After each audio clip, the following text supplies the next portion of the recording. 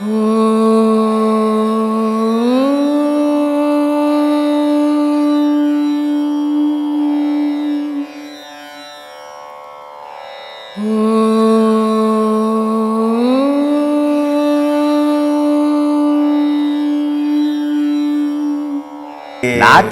அர்த்தம் என்ன? சாமி இல்லைன்னு சொல்லி பொதுவாக சொல்கிறாங்க நாத்திகம். சரி, ஆத்திகன்னா சாமி கும்பிட்றவங்க இருக்குதுன்றாங்க. இருக்குதுன்றாங்க இல்லையா? ராஜாஜி கடவுள் இருக்குதுன்னு சொன்னார், 100 வயசு வரைக்கும் வந்தார். சரி. பெரியார் கடவுள் இல்லைன்னாரு, அவரும் 100 வயசு வரைக்கும் வந்தார். இங்கே இடையில எது காப்பாற்றுச்சு 2 பேரையும்? நட்பு. நட்பு இல்லை, 2 பேருக்கு நட்பு கதையை விட்டுடுங்க, அது அவங்க சொந்த விஷயம். சரி. இல்லைன்னு ஒரு 100 வருஷம் இருந்தார், இருக்குதுன்னு ஒரு 100 வருஷம் இருந்தார். ஆமாம். இங்கே எது காப்பாத்துச்சுன்னா நாத்திகமா ஆத்திகமா இல்லை, உள்ளகிற ஆன்மா காப்பாற்றுது. நாத்திகம் ஆத்திகன்றது வாய் பேசுறது, உன் உடலை செயலை ஏற்க வைக்கிறது உள்ளகிற ஆன்மா. அது என்ன முடிவு பண்ணுதோ அதுதானே தவிர இங்கே நாத்திகமா ஆத்திகமா இல்லை. மனுஷனாயிரு. நாத்திகன்னு சொல்லி நான் போன வீடியோவில் கூட சொல்லிக்கிறேன். நாத்திகன்னு சொல்லிட்டு இருக்கிறதெல்லாம் இல்லைன்றது பேசுறது என் வேலை இல்லை. எது உண்மையோ அதையெல்லாம் இல்லைன்னு நான் சொல்ல மாட்டேன் நாத்திகன்ட்டு. ஆத்திகன் இது இல்லை, இல்லாததெல்லாம் தூக்கி தலையில் வாரி போட்டுக்கு நான் ஆத்திகன்னு சொல்ல மாட்டேன். அப்போது இந்த ஆத்திகன் நாத்திகன்றது என்ன அப்படின்னா, 2 பேர் 2 முறையை எடுத்துக்கினாங்க. அவன் நான் இல்லைன்னு சொல்லுவேன், நீ இருக்குதுன்னு சொல்லிட்டு போ. இந்த இருக்குது இல்லைன்றதுக்கு நடுவில் நீ நிற்கிறீ, அதை யோசிக்கிறது இல்லை. இல்லை, நாங்கள் என்ன பண்ணணும் அதுதான் கேட்கணும், குழப்பமாக இருக்குங்களே. அதனால் நாத்திகமா ஆத்திகமான்றது வாய் பேசுகிற விஷயம். சரி. ஆனால் நீ வாழறதா வாழக்கூடாதான்றது உன் ஆன்மா பண்ணுற முடிவு. சரி. அதனால் இங்கே ஆத்திகத்துக்கும் வேலையே கிடையாது. ஆத்திகம் கடவுள் எல்லா உயிரினையும் படைக்கும்போது இருக்குதுன்னு ஒரு உயிரினத்தை சொல்ல வச்சான், இல்லைன்னு ஒரு உயிரினத்தை சொல்ல வச்சான். ஏன்னா இருக்குதுன்னு சொல்லி இல்லைன்னு சொன்னால் தான் வாதம் வரும், வளரும். அது நிழலுன்னு ஒன்று வந்தால் தான் வெயிலுன்றது ஒன்று வச்சான். 2 இருந்தால் தான் அது வளரும். ஆணுன்னுட்டு ஒன்று வச்சுட்டு பெண்ணுன்னு ஒன்று வச்சா தான் 2 குடும்பம் வளரும். அப்போது 2லேயும் ஏற்றத்தாழ்வு இருக்கணும். சரி. உலகத்தில் ஏற்றத்தாழ்வு இல்லாமல் வாழவே முடியாது. எல்லாரும் ஒரே மாதிரி இருந்தால் வாழ முடியாது. இப்போ நீங்கள் பணக்காரர், உங்கள் ஊரில் மொத்த பேருமே பணக்காரர். இப்போ உங்கள் வீட்டில் ஒரு சாமான் தொலைக்கணும், யார் வந்து தொலைப்பாங்க? ஒரு ஏழ்மையான, உங்களை விட ஏழ்மையாக இருந்தால் தானே வந்து தொலைப்பாங்க. அப்போ ஏழ்மையாக அங்கே தேவைப்படுது. நீங்கள் மலம் கழிக்கிறீங்க, உங்கள் மலத்தை உங்களால் எடுத்து போட முடியல, ஆனால் அதை இன்னொருத்த எடுத்து போடுறான். அப்போ அவனை உங்களை விட தாழ்ந்து வந்தால் தான் எடுத்து போட முடியும். அப்போ உலகம்ன்றது ஏற்றத்தாழ்வு தான் பேலன்ஸ். ஒரே மாதிரி இருந்ததுன்னா சுத்தாது, பூமி நின்று போயிடும். சரி. அப்போ ஏற்றத்தாழ்வு இருந்தால் தான் பூமி சுத்தம். பூமி சுத்தனா தான் இயக்கம் இங்கே. அதனால் இந்த ஏற்றத்தாழ்வு இருக்கணும். இங்கே நாத்திகன் ஆத்திகன்றதுலாம் ஒவ்வொரு காலகட்டத்தில் மாறிக்கினே இருக்கும். யாரும் நிரந்தரமாக நிற்க போதில்லை. நாத்திகன்ட்டு இங்கே ஒரு 1000 வருஷம் வாழ போகிறதில்லை, நாத்திகன்ட்டு இங்கே ஒரு 1000 வருஷம் வாழ போகிறதும் இல்லை. எல்லாரும் அந்தந்த தேதி வந்தால் போயின்னு. அதுக்கு தான் சொல்லியிருந்தேன், ஒரு மனுஷனுடைய மூச்சு ஒரு நிமிஷத்துக்கு 15 மூச்சு. ஒரு நிமிஷத்துக்கு 15 மூச்சு ஓடணும் அவனுக்கு. ஆனால் இன்றைக்கி சூழ்நிலைக்கு அந்த 15 மூச்சு ஓடுறதில்லை. காரணம் ஏன்னா அவனுடைய தொழில். இப்போ சில பேர் வெல்று வேலை செய்கிற இடத்துல போக அவனை கவ்விடும். அவனுக்கு 15 மூச்சு இருக்காது, 19 மூச்சு ஓடிடணும். இல்லை எந்த தொழில் இருக்காது, ஃபுல்லாக கட்டுவான். அதனால் அவனுக்கு மூச்சு அதிகமாக ஆயில் குறைஞ்சிடும். சில பேர் நல்ல உடல் ரீதியாக இருப்பான், அவன் ஃபுல்லாக டம் அடிப்பான், அதனால் அவனுடைய மூச்சு குறையும். அப்போது ஒரு மனிதனுடைய வாழ்க்கையை நிர்ணயம் பண்ணுறது நாத்திகனா ஆத்திகனா இல்லை, அவனுடைய மூச்சு பிராணன் முடிவு பண்ணுது. அதுதான் அவன் வாழ்க்கைக்கு அடிப்படை. நான் அதனால தான் சொல்லுவேன், இந்த கடவுளை நம்ப அந்த கடவுளை நம்ப, இந்த வேஷம் போட்டுக்கோ அந்த வேஷம் போட்டுக்கோன்னு சொல்லவே மாட்டேன். ஏன்னா வேஷத்துக்கும் கடவுளுக்கும் சம்மந்தமே கிடையாது. வேஷம்ன்றது மன சம்பந்தப்பட்டது, மத சம்பந்தப்பட்டது, கடவுள் சம்பந்தப்பட்டது இல்லை. ஏன்னா மதம் வேற, மனம் வேற, கடவுள் வேற இருக்கிறான். இவங்க எல்லாத்தையும் ஒன்றா ஆக்கி வச்சு குழப்பின்னுக்கிறாங்க. ஆனால் கடவுளுக்கும் ஆன்மாவுக்கும் தான் சம்பந்தம், உன் மனசுக்கு சம்பந்தம் கிடையாது. இப்போ நீங்கள் சொன்னீங்க மனசுக்கு உன் மனசாட்சிப்படி நடந்துக்குங்க, சரி, நல்ல விஷயம். மனசாட்சி, இப்போ நீங்கள் யாரும் இல்லை, ஒரு தவறு செய்கிறீங்க, இதுக்கு சாட்சி யாரு? நான் தான். நான் தானா? நீங்கள் யாரு? மனசாட்சி. நான் என்ன நீங்கள் யாருங்க? உடலா, கையா, காலா, உடம்பா, கண்ணா, மூக்கா, வாயா, எது நீங்கள்? இந்த மாதிரி தெளிவில்லாத குழப்பங்கள் இருக்கிறவங்க நிறைய. ஒரு மனம் தவறு செய்து இந்த உலகத்தில் ஏக்கம் மனம் தான். மனம் இல்லைன்னா ஒரு ஏக்கமே கிடையாது. அதனால தான் மகானுக்கும் இந்த உலகத்துக்கும் சம்மந்தம் இல்லாத அவன் ஒதுங்கியே நிற்கிறான். அஞ்ஞானிகள் மனுஷன் இந்த உலகத்தோடு கட்டி பெறல்றான். காரணம்னா இந்த உலகமே நானாயினோன்னு மனசு நினைக்குது. ஆனால் ஆக முடியல. அதுக்கு ஆகிறதுக்கு பல பேர் பலவிதமான முயற்சிகளை பண்ணுறான். பல நாடுகளும் பண்ணுது மாதிரி. ஆனால் இறைவன் நினைக்கிறது மட்டும்தான் நடக்கும். மனுஷன் நினைக்கிறதெல்லாம் நடந்தது. அது அந்த மனசாட்சி மனசு தவறு செய்து யாரும் இல்லை, நீ ஒண்டி தான் இருந்தாங்க. ஆனால் தவறு செய்தது. இதுக்கு சாட்சி எங்கே இருக்குது? ஆனால் இருக்குது. உன் மனம் செய்யும் தவறை உன்னுடைய ஆன்மா சாட்சியாக நிற்குது. இந்த மனம் செய்த தவறுக்கெல்லாம் பரிகாரம் தான் பிறப்பெடுக்குது. சாட்சியாக இருந்து இவ்வளவு தவறுகள் செய்திருக்கிறேனே, இதை நீ அனுபவிச்சு ஆகணும். கை இல்லாத கால் இல்லாத அனுபவி, துன்பப்படும். அப்போ இனிமேல் இந்த உலகத்தில் நான் எந்த தீமையும் செய்ய மாட்டேன்ற உணர்வு. அடுத்த பிறவி உனக்கு சுத்த பிறவியை நான் உண்டாக்குறேன் அப்படின்னு ஆன்மா. ஏன்னா அதான் சாட்சியாக இருந்தது நீ செய்த தவறுக்கெல்லாம். அப்போ மனம் செய்கிற தவறுக்கு சாட்சி எதுன்னா உன் ஆன்மா. உன் ஆன்மா தான் பிறப்பு எடுக்க போகுது. அப்போது உன்னை ஒரு பிறப்பில் நீ செய்த நன்மைக்கு செல்வந்தனை ஆக்கிக்குது. அப்போ இந்த செல்வந்தனான மனுஷன் என்ன செய்யணும்? ஐயோ, நம்ம எதிர இவ்வளோ தாழ்ந்து போய்க்கிறான், சாப்பாட்டுக்கே வழி இல்லாதக்கிறான், நான் செல்வந்தனா வாழறேன், அப்போ என்னால் முடிஞ்ச தர்மங்களை நான் செய்வேன்டா, எல்லாரும் செல்வந்தனா இருக்கணும்டா அப்படின்னு அவன் நினச்சிட்டான்னா அவன் இறைவனோட சேரப்போகிறான்னு அர்த்தம். இல்லை நான் மட்டும்தான் எங்கள் செல்வனாகணும், எல்லாம் எனக்கு அடிமையாக இருக்கணும் நினச்சான்னா நாளைக்கு இவன் கண்ணால் கண்டவனுக்கு அடிமையாக இவன் வாழ்வான். இதான் உலக இயற்கை. அதனால் எந்த ஒரு செயலும் உங்களை எண்ணுங்க. மனிதன் இயற்கை 5 பஞ்சபூதங்கள் கடவுள். அதில் தான் நான் சொல்லியிருப்பேன், வேதம் அப்படின்றது 4. அது எது 4 அப்படின்ற குழப்பம் வரும் உங்களுக்கு. யஜுர்வேதம், ரிக்வேதம், சாமவேதம், அதர்ம வேதம். இது 4 வேதம் இந்து மதத்தினுடைய வேதம். இது இல்லாத பகவத்கீதைக்குது, சிவபுராணங்குது, கண்டபுராணங்குது, இப்படி பல வேத நூல்கள் இருக்குது. அந்த பக்கம் போனீங்கன்னா கிறிஸ்துவ மதத்தில் பைபிள் இருக்குது, அந்த பக்கம் போனால் குரான் இருக்குது. சரி, இதெல்லாம் வேதமானா இதெல்லாம் வேதமாகாது. இதெல்லாம் மனிதன் எழுதின வேதம். மனிதன் எழுதின வேதங்கள் எல்லாம் ஒவ்வொரு காலகட்டத்தில் அது மறைஞ்சு போயிடும், வேறு வேறு வேதங்கள் உருவாகும். ஆனால் இறைவன் எழுதின வேதம் எந்த காலத்திலையும் மறையாது. இறைவன் எழுதின வேதம் மறையும் போது ஒரு உயிரினம் கூட இந்த உலகம்ன்றது இருக்காது. அது என்ன வேதம் அப்படின்னா பூமி, இன்னொன்று சந்திரன், இன்னொன்று சூரியன், இன்னொன்று வெள்ளி. அப்போ உங்களுக்கு ஒரு சந்தேகம் வரும், இதென்னா 4 வேதம் சொல்கிறீங்களே, 4 கிரகத்தை மட்டும் சொல்கிறீங்களே, 9 கிரகமாச்சு அப்படின்னு நினைப்பீங்க நீங்கள். ஆனால் இந்த பூமியிலேருந்து நின்று பார்த்தீங்கன்னா உங்களுக்கு 4 வேதம் தான், 4 கிரகம் தான் தெரியும். அதுக்கு மேலே புதன், செவ்வாய், சனி இதெல்லாம் தெரியாது. ஆனால் இருக்குது, கண்ணுக்கு தெரியுது இந்த 4 வேதம். பூமி, சந்திரன், சூரியன், வெள்ளி, இந்த 4 தான் இந்த மனிதனையும் இயக்குது, மற்ற ஜீவராசி மரம் கொடி செடிகளையும் இயக்குது. அதான் இறைவன் எழுதின வேதம். அதை மனசில் 5 பஞ்சபூதத்தை நினைங்க. 5 பஞ்சபூதம் அண்டத்தில் உள்ளது, பிண்டத்திலும் உள்ளது. வெளி உலகம் இயங்கணுன்னா 5 பஞ்சபூதம் வேணும். நீர் வேணும், நெருப்பு வேணும், காற்று வேணும், ஆகாயம் வேணும், பூமி வேணும். இந்த 5 இருந்தால்தான் இங்கே இயக்கும், உலகம் இயங்கும். அதே மாதிரி உன் உடலுக்குள்ள 5 இருந்தால்தான் இயங்கும். நீர் வேணும், நெருப்பு வேணும், மண் வேணும்.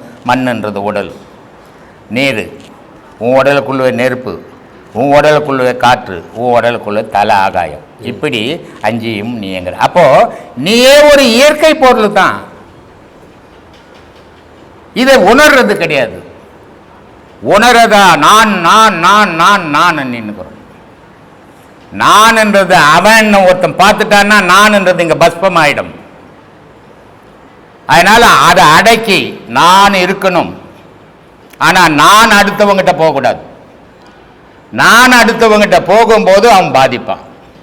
அப்போ நான் என்ற பொருள் உன்னோடு இருக்கணும். நான் என்றது ஒன்று இல்லைன்னா நீன்றது ஒன்று இருக்க மாட்டேன். நான் என்றது ஒன்று இல்லைன்னா கடவுள்னு ஒன்று இருக்காது. அப்போ நான் இருக்கணும், என்னோட இருக்கணும், அது அடுத்த மேலே பாயக்கூடாது.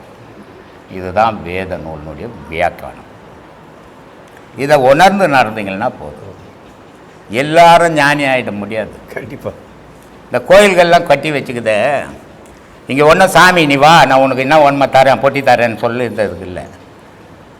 சரி அங்கே சாமி இல்லைப்பா, நீ பாட்டுக்கு வாழ்ப்பான மிருகம் மாதிரி ஆகிடுவேன்.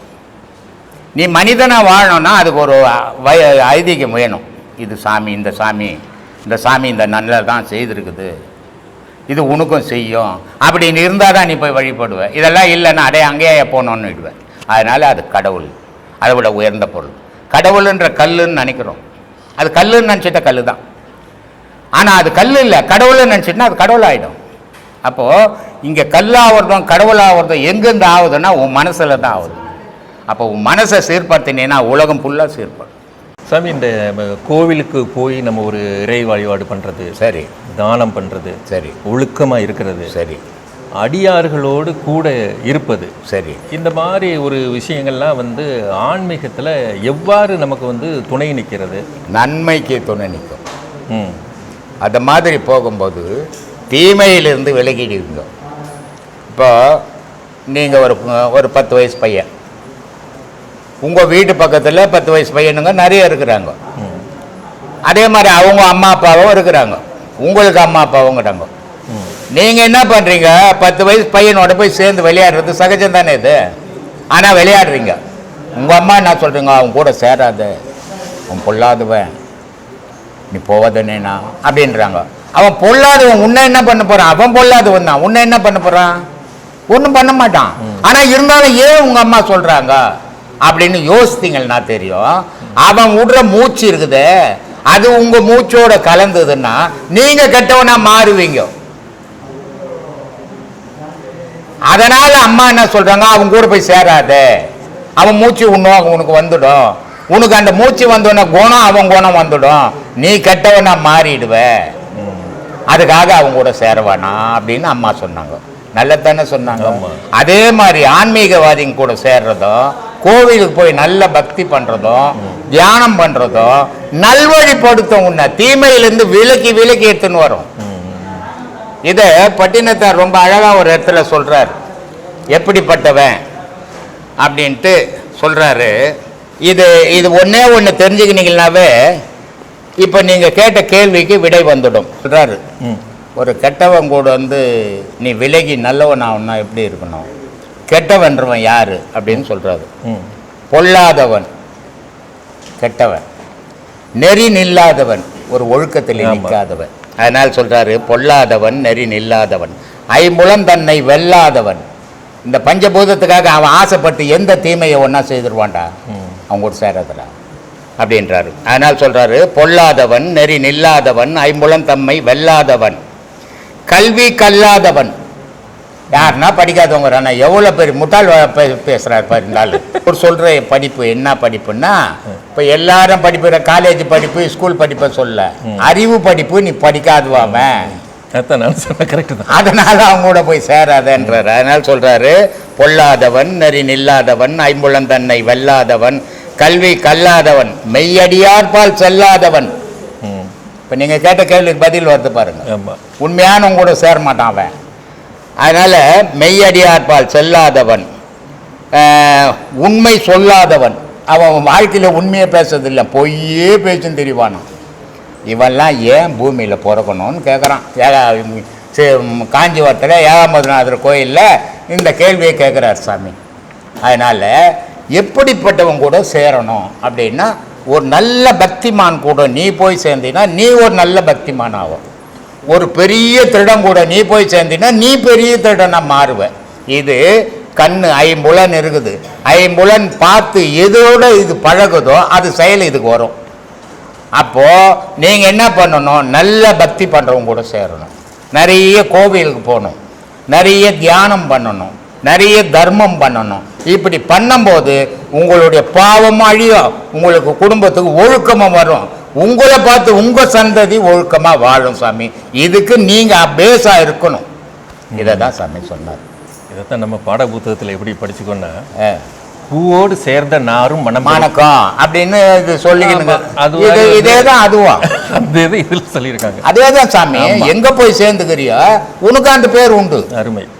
ஒரு கோயிலில் போற ஒரு பக்தன் கூட நீ போனா ஒரு கூட கோயிலுக்கு நம்ம போவார். ஆமாம். ஒரு திருடம் கூட நீ பண்ண இவங்க கூட திருடன் நம்ம அந்த திருடன் மேலே திருடன் பாய் வேணும். அப்போ எங்கே சரி அதான் பூவோட சேர்ந்து மாறும் மணக்கம். அதனால அந்த செயலெல்லாம் நிறுத்திட்டு நல்ல செயலில் வாங்க, நல்லதே நினைங்க, நல்லதே உலகத்துக்கு செய்யுங்க, நல்ல வாழ்வு கிடைக்கும் உங்களுக்கு. சொல்லுங்க சாமி. இந்த நாடிகளை சுத்தப்படுத்துவது எப்படி முடியும் சாமி? அதே மாதிரி வாயுக்களை வந்து நம்ம எப்படி வழிப்படுத்திக்கலாம்? நாடியை சுத்தம் பண்ணுறது தான் வாயு. வாயுவை செய்யறது தான் பிராணாயாமம். ஓ, பிராணாயாமம் ஒரு மூக்கை மூடி இது வந்து ஏறுதல் பூரகம் ஈரெட்டு அப்படின்னு பேர். ஈரெட்டு நான் எவ்வளோ ஆச்சு? ஈரெட்டு 16. 16 ஆச்சு. 16 1 2 3 4 5ன்னு 16 என்ற வரைக்கும் மூச்சை வலிச்சுக்கினே இருக்கணும். 64 என்ற வரைக்கும் நிறுத்தணும். இதுக்கு பேர் கும்பகம். வலிச்ச மூச்சு 16 வலிச்சு அதை 4 பாகமாக்கணும். 4 16 எவ்வளோ ஆச்சு? 64 ஆச்சு. 64 என்ற வரைக்கும் நிறுத்தி வைக்கணும் அந்த வலிச்ச மூச்சு. திருப்பி 32 என்ற வரைக்கும் நிறுத்தி வச்ச மூச்சை மொல்லமாக விடணும். புஷ்ஷுன்னு விடக்கூடாது, மொல்லமாக விடணும். இது நாடி சுத்திகரிப்பு. பிராணனை சுத்திப்படுத்தும். நாடி நரம்பெல்லாம் சுத்தமாகும், ரத்தம் தூய்மையாகும். ஆனால் இந்த நான் சொன்ன 16 வலிச்சிங்கன்னா தர்ண பேதி வச்சுட்டோம். நேராக போய் ஒரே நாளைக்கு உட்காந்து 16 நான் வலிக்கிற குரு சொல்லிட்டாரு, 16 32 நான் 64 நீட்டு அப்படின்னு வலிச்சா தர்ண பேதி வச்சு நம்மளை கொள்ளும். இதை எப்படி பண்ணணும்? இன்னைக்கு 2 வலிக்கணும், நாளைக்கு 4 வலிக்கணும். இப்படியே கொஞ்சம் கொஞ்சமாக பழகணுமே தவிர எடுத்த உடனே மொத்தமாக செய்தோம்னா ஆபத்து நமக்கு வரும்.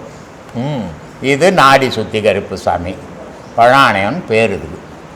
சொல்லும். இது வந்து சாதாரண எல்லாரும் செய்யலாம், எல்லாருமே செய்யலாம், ஒரு நோயாளியும் செய்யலாம். இல்லை ஒரு குருவோட துணையோட செய்யணுமா? இல்லை குருவோட துணையோட செய்தால் சேஃப்டி. ஏன்னா இப்போ சொன்ன இல்லை, நான் சொல்லிட்டேன் 64.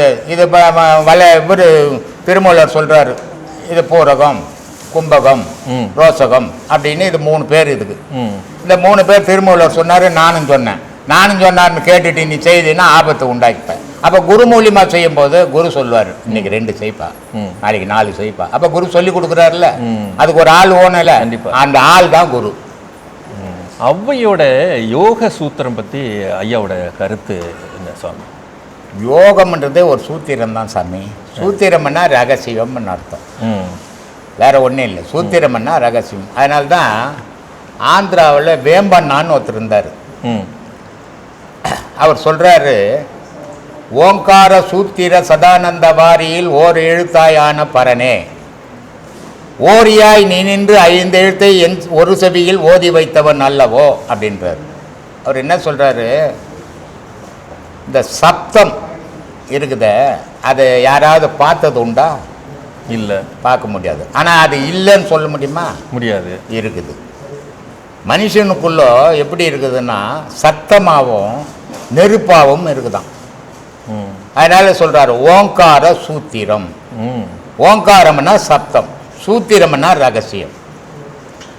அதனால ஓங்கார சூத்திர சதானந்தவாரி எப்பவும் உயிர் ஓடினே இருக்குது. அது இல்லாத நேரமே இல்லை. அது இல்லைன்னா நீ இல்லை. இதை எவ்வளோ அழகா சொல்றாரு அவர். ஓங்கார சூத்திர சதானந்த வாரியில் ஓர் எழுத்தாயான பர்ணே, நீ ஒரு எழுத்தா நின்னுக்குனிய ஏகன் அப்படின்ட்டு என்ன அநேகன்னு பஞ்சபூதத்து கூட போட்டு விட்டியப்பா. நான் லோல் படுறேனே இந்த உலகத்தில்.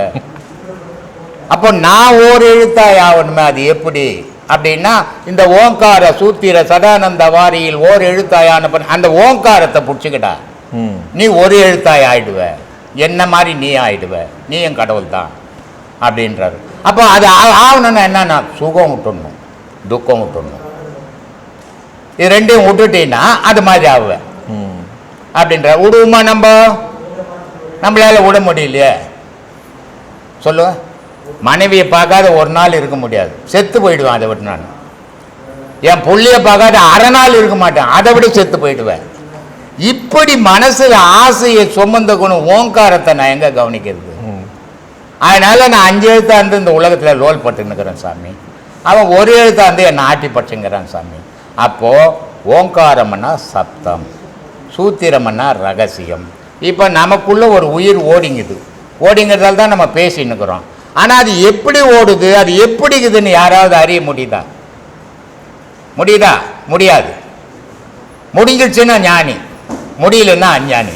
ஏன்னா ஞானிக்கும் அஞ்ஞானிக்கும் வித்தியாசம் என்னன்னா, உடலை மறந்துடுவான், அவன் உயிரை மட்டும் அதையே கிட்ட மட்டும் பார்த்து நிற்பான்.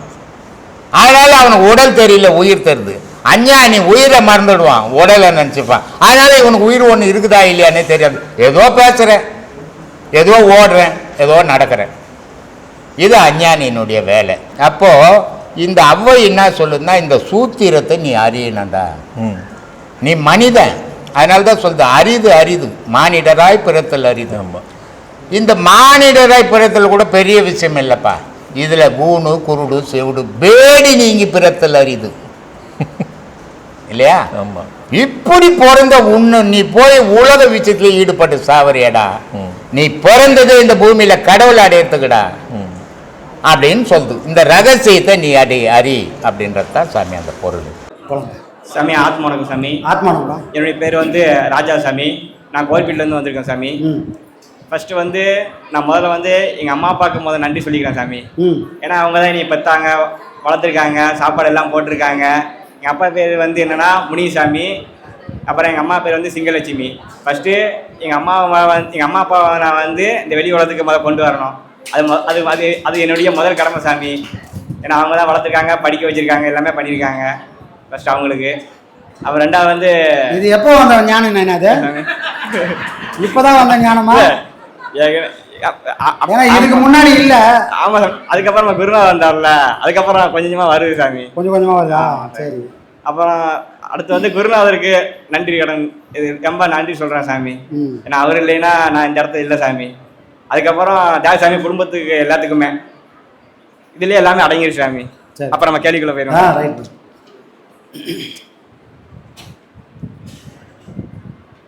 சாமி சிவவாக்கியர் ஒரு பாட்டில் சொல்கிறார் சாமி. இந்த பாட்டுக்கான விளக்கம் எனக்கு கொஞ்சம் தெரியணும் சாமி. அது என்னன்னா, ஒரு தரித்த நாடியில் ஒடுங்குகின்ற வாயுவை கரித்தினால் இருத்திய கபாலம் ஏற்ற வள்ளீரில் விருத்தரும் பலராவர் மேனியும் சிவந்திடும் அறுதரித்த நாதர் பாதம் அம்மை பாதம் உண்மையே. இதுக்கு என்ன சாமி விளக்கம் இந்த பொருள், இந்த பாட்டுக்கான? ஐயா இதுக்கு நிறைய தடவை இந்த பதிலை சொல்லியிருக்காரு. இருந்தாலும் ஐயா சொன்ன மாதிரி தான் அப்பப்போ மறந்துடுறோம். இது சில நல்ல விஷயங்களை திரும்ப திரும்ப சொல்லி ஞாபகப்படுத்தினே இருக்கலாம். நம்ம பேரை கூட நம்ம சொல்ல மாட்டோம், நமக்கே மறந்துடும். சரிங்களா? அதெல்லாம் ஒன்றும் தப்பு இல்லை. உருதரித்த நாடியில் ஒடுங்குகின்ற வாயுவை கருத்தினால் இருத்திய கபாலமேற்ற வள்ளீரில் விருத்தரும் பாலராவார் மேனியும் சிவந்திடும் அறுத்தரித்த பாதம் அம்மை பாதம் உண்மையே. சிவவாக்கியர் சொல்றாரு, உருத்தரித்த நாடியில் ஒடுங்குகின்ற வாயுவை. எப்பா இந்த மூச்சு இடைப்பிங்களையா மூக்கு வழியா போகுது.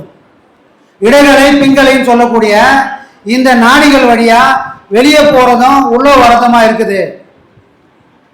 இந்த வெளியே போறதும் உள்ள வரதமா இருக்கிறதுனால என்ன நடக்குது அப்படின்னு சொன்னால், வெளியே போகக்கூடிய மூச்சு இந்த காற்று மண்டலத்தில் சுற்றி பல பேரோட மூச்சு காத்தோடு உள்ள போகுது. நமக்கு திரும்ப சுவாசம் பண்றோம். மூச்சு எங்கெல்லாம் போதோ அங்கெல்லாம் நம்மளுடைய எண்ணங்களும் சேர்ந்தே போகும்.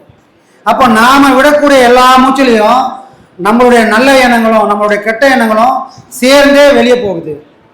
அந்த மாதிரி இந்த உலகத்தில் வாழக்கூடிய எல்லா சிந்தனையும் அவங்க மூச்சிலிருந்து வெளியே வருது. அப்போ இந்த ரெண்டு நாசில சுவாசிக்கிற வரைக்கும் நம்ம மனசு ஒரு நிலையா நிற்காததுக்கு காரணம், பலரோட சிந்தனை இந்த மூச்சு காத்து வழியா நமக்கு உள்ள போய் சதா நம்ம மனசு ஒரு குரங்கு மாதிரி ஒரு நாளைக்கு இது உண்மை நம்ப வைக்குது, இன்னொரு நாளைக்கு அது பொய்ன்னு அதுவே சொல்லுது. அப்போ ஒரு நாளை போல ஒரு நாள் இல்லை. காரணம் என்ன? இடைக்கலை பிங்களைன்னு சொல்லக்கூடிய இந்த நாசி வழியா மூச்சு காத்து ஓடுற வரைக்கும் எல்லார் மனுஷனுக்கும் இது சகஜம், இது இயல்பு, இதை பேஸ் பண்ணி தான் ஆகணும்.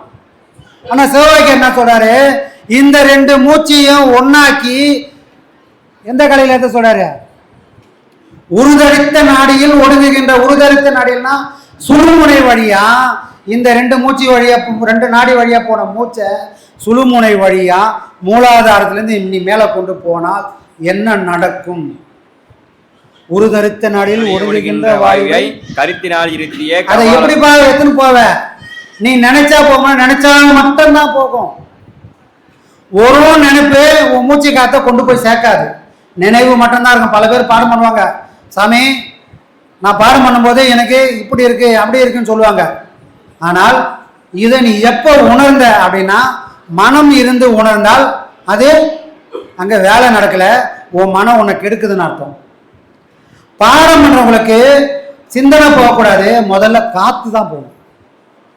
காத்து போய் அங்கே வேலை நடக்கணும், அந்த வேலையை உன் மனம் போய் பற்றிக்கணும். இப்போ நிறைய பேர் அதை தலைக்கீழ பண்றாங்க. காத்து போக வழி தெரியல, அதுக்காக நேரம் ஒதுக்குறது இல்லை. மனசால கற்பனை கோட்டை கட்டிக்கினே எனக்கு இது ஆயிடுச்சு இந்த மாதிரி தெரியுதுன்னு இவங்க மனக்கோட்டை கட்டிக்கினே காலத்தை வீணாக்குறாங்களே தவிர காற்றை கொண்டு போய் அங்கே தட்டுறதுக்கு வழி தெரியல. அப்போ அந்த வழி எந்த வழியா இருக்கும்? இந்த 2 நாசி வழியா ஓடக்கூடிய மூச்சை நிறுத்தி அக்னி கலைன்ற அந்த சுழுமுனையில ஏற்றி மேலே கொண்டு போய் நிறுத்தினால் இந்த வேலை நடக்கும். அது எப்படி நடக்கும்? உன் மனசை கொண்டு அந்த காற்றுன்ற கயிறை மணல் குதிரையை கட்டு, இது 2 ஒன்றா சேர்ந்து மட்டும்தான் அங்கே மேலே பயணம் பண்ணும். மனமும் மூச்சும் எங்கே போய் வேலை செய்தோ அந்த இடம் மட்டும்தான் எந்த இடம் நடக்கும். நீ என்ன நினைக்கிறியோ அந்த வேலையை அதை நடத்தி காட்டக்கூடிய சக்தி உண்டு. வெறும் காற்று போனாலும் நடக்காது, வெறும் மனம் போனாலும் அங்கே வேலை நடக்காது. இந்த 2 பொருளும் எங்கே நின்று விளையாடுதோ அந்த இடமெல்லாம் மலரும். அப்போ இது வரைக்கும் நமக்கு தோன்றாத விஷயங்கள்லாம் இப்போ தோன்றதுன்னா 2 பொருள் சேர்ந்தால் மட்டும்தான் அது சாத்தியம். புரியுதா? அப்போ இங்கே இருக்கிற காற்றை நான் மேல்நிலைக்கு கொண்டு போகணும். ஏன் சாமி புரு மையத்தை கொண்டு போனோம்? இங்கேருந்து வாசல் நேராக தானே இருக்குது, அப்படியே நேராக மேலே போயிடலாமே அப்படின்னா அது வாசல் கிடையாது. முதல்ல நம்ம மனசு பக்குவப்படணும். என் மனம் எங்கே இருக்குதுன்னு எனக்கு தெரியணும். இந்த கையை வெட்டினா என் மனம் துடிக்கும், என் உயிர் துடிக்கும், இந்த உடல் அழுகும். காரணம் என்ன? என் மனம் இந்த உடம்பு ஃபுல்லாக பரவி இருக்குது, எங்கே தொட்டாலும் அதால் உணர முடியுது. ஆனால் பாடம் பண்ணும்போது மனம் எங்கே இருக்குன்னு சொன்னால் இந்த புருவ மையத்தில் வந்து நிலைச்சு நிற்கும். அதனால தான் பல பேருக்கு சாமி எவ்வளோ நேரம் உட்காந்துன்னு தெரியல, ஆரம்பத்தில் எனக்கு கால் வலி தெரியும், கை வலி தெரியும், இப்போ எதுவும் தெரியல அப்படின்னு சொன்னால் மனமானது உடலை விட்டு போய் அது இருக்கக்கூடிய இடமான புருவ மையத்தில் போய் சேர்ந்ததுனால உடலில் நடக்கக்கூடிய எந்த பாதிப்பும் நமக்கு தெரியல. அப்போ பாடம் நல்லா பண்ணிட்டு இருக்கோம். இது ஒரு அறிகுறி. உடலை பற்றி எந்த பிரச்சனையும் நமக்கு இல்லைன்னு சொன்னால் பாடம் நல்லா பண்ணுறோம். அப்போ மனமானது புருவ மையத்தில் போய் நிற்குது. அந்த புருவ மையத்தில் போய் நின்னா மட்டும்தான் நான் யாருன்றதை இறைவன் காட்டி கொடுப்பான். அதுக்கு பேர் என்னது? சிற்றம்பலம்.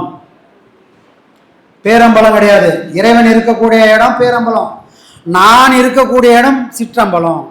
அப்போ இந்த காத்தையும் மனசையும் நான் இருக்கக்கூடிய இடத்துல கொண்டு போய் சேர்த்துட்டேன்னு சொன்னால் அந்த இடம் சிதாகாசம். அந்த இடத்துல போய் நான் எங்கே நின்று விளையாடணும். அப்போ தான் இது வரைக்கும் தோணாத சிந்தனைகள் எல்லாம், இறை சிந்தனைகளை சொல்கிறேன், இறை சிந்தனைகள் எல்லாம் இந்த இடத்த தொட்டதுக்கு அப்புறம் தான் ஒருத்தருக்கு யோசனைகள் வரும். இது வரைக்கும் நான் காணாத காட்சியெல்லாம் கிடைக்கும், இது வரைக்கும் எனக்கு தோன்றாத சிந்தனைகள்லாம் அங்கே தான் தோணும். நான் சொல்கிறது இறை சிந்தனைகள். எந்த இடத்த தொட்டா? இந்த இடத்த தொட்டால். அப்போ இந்த இடத்த தொட்டால் மட்டும் போதும், இது பத்தாது. இது நீ யாருன்னு உனக்கு இறைவன் காட்டி கொடுக்குறான். இறைவன் உனக்கு காட்டி கொடுத்தானா அந்த இறைவனை நீ பிடிக்கணும் இல்லையா? அப்போ இந்த இடத்துலேருந்து நான் மேல் நோக்கி போகணும். அதுதான் பேரம்பலம். இது எல்லாத்துக்கும் எது தேவை? உருதரித்த நாடியில் ஒடுங்குகின்ற வாயுவை நான் ஓட்டி பழகணும். ஓட்டி பழகணும் என்ன ஆகும்? விருத்தரும் பாலர் ஆவார், மேனியும் சிவந்திடும். அறுத்தழித்த பாதம் அம்மை பாதம் உண்மையே. தடி எடுத்து போனவங்க கூட நல்லா நிமிர்ந்து நடக்க ஆரம்பிச்சிருவாங்க. காரணம் என்ன? இந்த பாடம் பண்ணலாம். புரியுதா? ஆனால் பாடம் பண்ணாலும் போகப்பா. அப்போ ஞானிகள்லாம் வயசானெல்லாம் தடுமாறுறாங்களா அப்படின்னா இந்த விஷயம் அது இல்லை. ஆன்மா உரம் பெறும். சமாதியில் போய் நீ உட்காரணும் அப்படின்னு சொன்னால், சமாதியில் போய் நம்ம உட்காரணும்னு சொன்னால் எவ்வளோ நேரம் சாமி உட்காரணும்? சமாதி எனக்கு சித்திக்கணும். நான் பாடம் பண்ணுறது எதுக்காக பாடம் பண்ணுறேன்?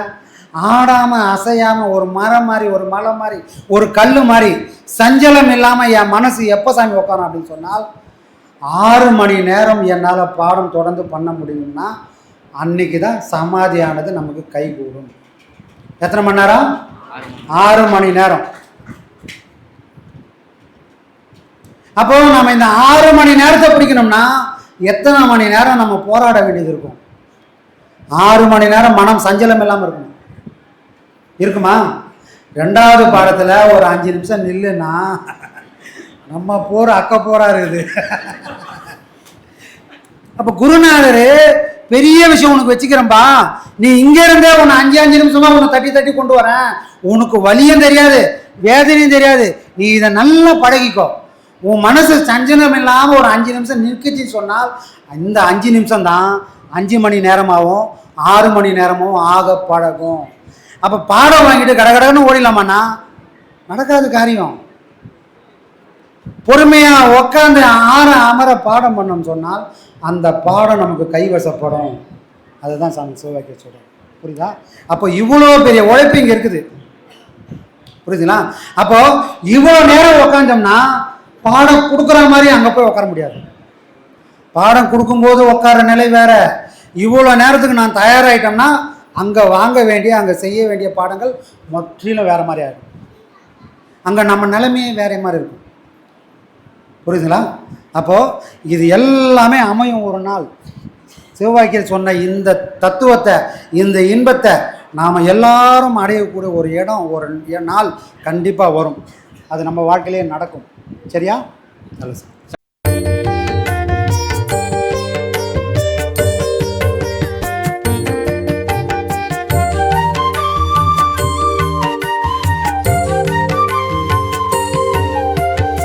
சரணம் சரணம் சரணம் குருவின் திருவடி சரணம். சரணம் சரணம் சரணம் குருவின் திருவடி சரணம். வரணும் குருவிடம் வரணும், சிறக்கும் வாழ்க்கை